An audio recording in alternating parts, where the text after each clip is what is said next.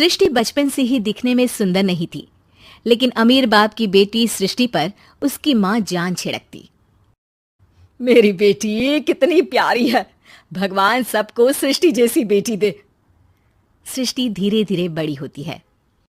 एक दिन सृष्टि की सहेली कहती है, तू दिखने में कितनी अजीब सी है, लेकिन मैं जानती हूँ हम सब में सबसे अच्छी शादी तो तेरी ही होगी। तेरे पापा अमीर जो हैं।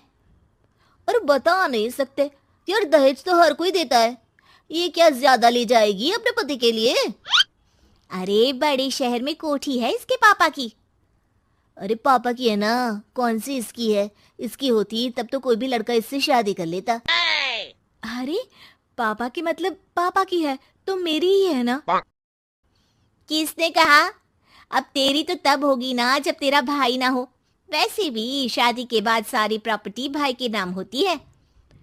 सृष्टि समझ जाती है कि उसे किसी भी हालत में माँ बाप की सारी प्रॉपर्टी को अपने नाम करना है, लेकिन कैसे? एक दिन सृष्टि का भाई शीनू कहता है, बहन क्या कर रही है? तुझसे एक बात करनी है। अरे हाँ हाँ करना, मैं तो तेरी बहन हूँ। बहन मेरी लाइफ में ना एक लड़की है, बहुत अच्छी है। मैं सोच रहा हूँ माँ और पापा से बात करूँ शादी के लिए। सृष्टि को समझ में आ जाता है कि भाई की शादी होते ही भाभी उसे एक दिन भी घर में बर्दाश्त नहीं करेगी। क्या बात है भाई, बताना कौन है वो? बहुत अच्छी लड़की है, पढ़ी लिखी है, मेरे साथ जॉब भी करती है। बस एक प्रॉब्लम है। हाँ प्रॉब्लम? क्या प्रॉब्लम है भाई? यार वो शादीशुदा है, लेकिन उसके पति ने उसे सिर्फ इसलिए छोड़ दिया क्योंकि उसके माँ बाप दहेज नहीं दे पाए। सृष्टि ये सुनकर न जाने क्यों खुश हो जाती है। अरे भाई तो क्या हुआ, लड़की तुझे तो पसंद है ना? शीनू को लगता है कि बहन उसे समझ रही है। वो इस बात से अनजान होता है कि उसकी बहन की मंशा पूरा घर हड़पने की है। सृष्टि अपनी माँ से कहती है, मम्मी मुझे तो बहुत चिंता है। पता है शीनू क्या कर रहा है?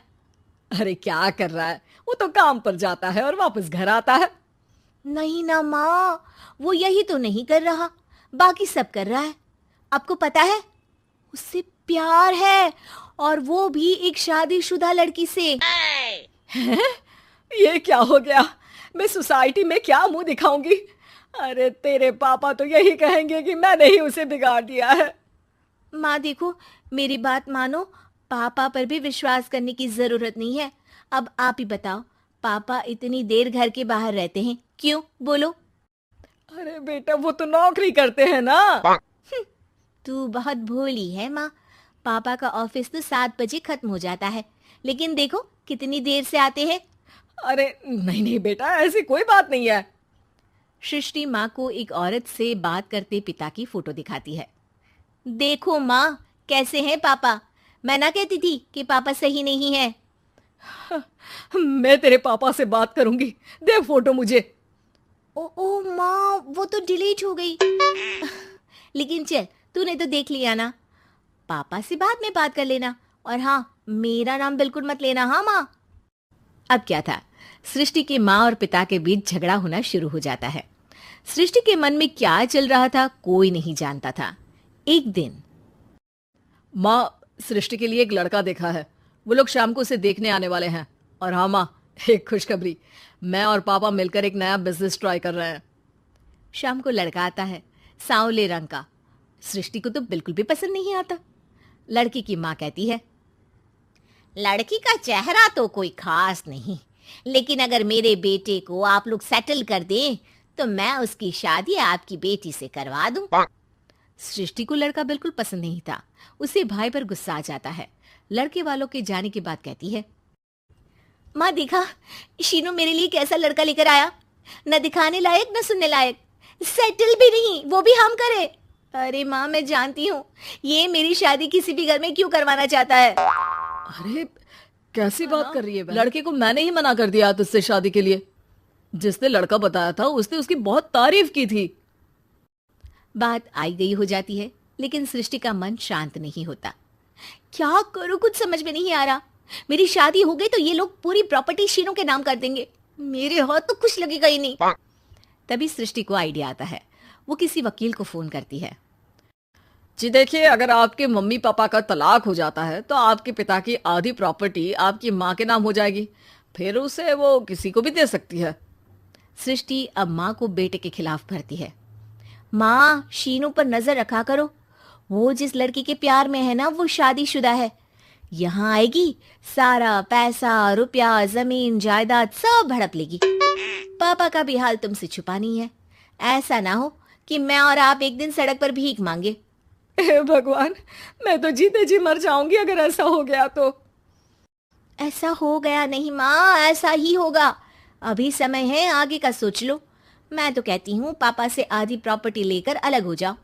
पापा की आधी प्रॉपर्टी भी हम लोगों को अगर मिल जाती है ना, तो अगले 7 जन्म सफल समझो। बेचारी माँ बेटी के कहने पर पति से तलाक लेकर अलग हो जाती है। सृष्टि अब पैसों से गाड़ी और अपने दूसरे महंगे शौक पूरे करने लगी।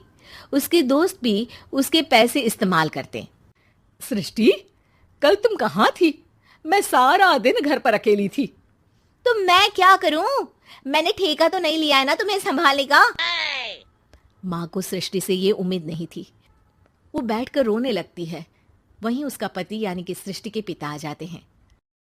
मैं जानता था कि तुम्हारा यही हाल होगा, तो आपने मुझे रोका क्यों नहीं? मैं रोकता तो तुम रुकती क्या?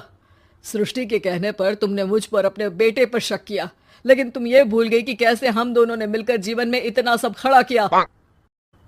माँ पति के गले लग जाती है।